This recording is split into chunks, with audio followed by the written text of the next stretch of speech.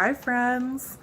So today's video is inspired by some of my wonderful, amazing Facebook friends because I've noticed recently a couple of people I'm friends with have been posting things about their mental health.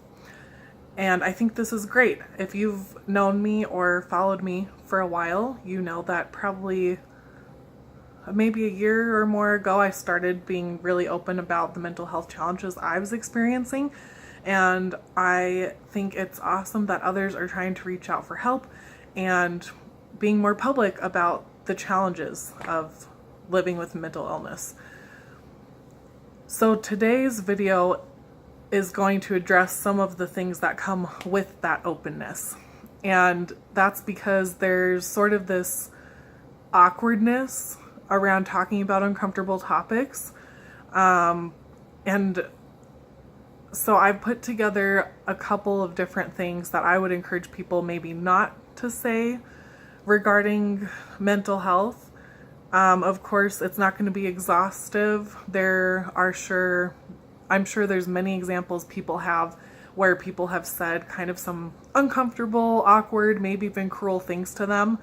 So this is just an idea to help you if you want to say something to somebody but you're not really sure. I'm going to refer to my list on this one so I make sure to get everything. So the first thing, side note, this could also apply to people experiencing a tragedy. So if they have had a death or some tragic event in the family, I think this actually applies to that too. So first one is cliches. So saying things like, "This too shall pass, hang in there, chin up, the sun will come out tomorrow." That's not helpful, okay? I'm sorry. I know you're trying to be nice, and most of the time people are going to appreciate the gesture of you even reaching out. Unfortunately, those statements can be hurtful to somebody, and it kind of brushes over the experience that they're having. Again, I think other people will have a lot of examples of these, so I would love to hear comments or things that maybe people have said that were kind of uncomfortable. One example I can think of was my sister had sort of a tragedy, a very tragic death in her immediate family, and people were super weird to her about it and said very uncomfortable things, even though they were trying to be supportive. So just be careful about that stuff. Another thing you should consider is things that invalidate the experience, kind of like I was saying before. So saying things like, "Well, why don't you just try to be more positive? Why don't you just make more of an effort? Can't you just stop thinking that way? Or can't you just be different?" Probably the same things people have said to gay people. But that stuff, again, really invalidates someone's experience. And by saying those things, you're basically telling them, "Oh, yeah, it's clear that you haven't tried doing these things, so let me tell you, even though I have no idea what you're going through." Not helpful. So what are some things that we can do instead?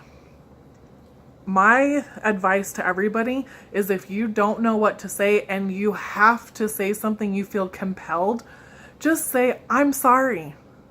That's it. Nothing more. "I'm really sorry you're going through that. Hey, that sucks. I'm really sorry." You don't have to make things super awkward and uncomfortable by trying to give them advice or comfort that maybe won't come off on the right way to them. So if you really feel compelled to say something, you're not sure if what you have to say is appropriate, it's always okay to just say, "I'm really sorry that happened to you," or "I'm really sorry you're going through this." One more thing I'd like to say is, don't offer fake concern or fake help. Be authentic if you're going to offer excuse me, if you're going to offer that to somebody, because there's nothing worse than somebody saying, can I help you with something, and not really meaning it. They're just trying to say it because they want to be a good person. Please don't do that. If you don't have a serious concern or a want to help that person, then again, if you want to say something, just say, I'm really sorry you're going through that. Don't offer fake help. If you do want to offer a sincere way to help them or be of service to them, there are some great things that you can do. So with a mental illness, it could be something as simple as, hey, can I help you set up an appointment? Can I take you to your appointment? Again, I can think of this would be a good application to people going through a physical illness or people going through a tragedy. Can I help you with your house chores? Can I bring you a meal? Better yet, just bring them a meal. Just come by and offer to help with house chores. If you know them well enough, I think it's great to just show up and talk to them and see if maybe you can get them out of the house. Of course, that's not going to be an option for everybody. You know, sometimes you just want to be an ear and you can't really physically help them or be there for them in a bigger way. That's okay. Just offer what you can, but always, always, always, always be authentic. Not just when you're offering help to somebody, but in everything in your life, always be authentic. So I hope this is helpful for people kind of feeling awkward about mental health or not sure what to do. If you have any questions, please reach out to me. If you have examples, I'd love to hear them. And I hope, as always, that you have a wonderful day.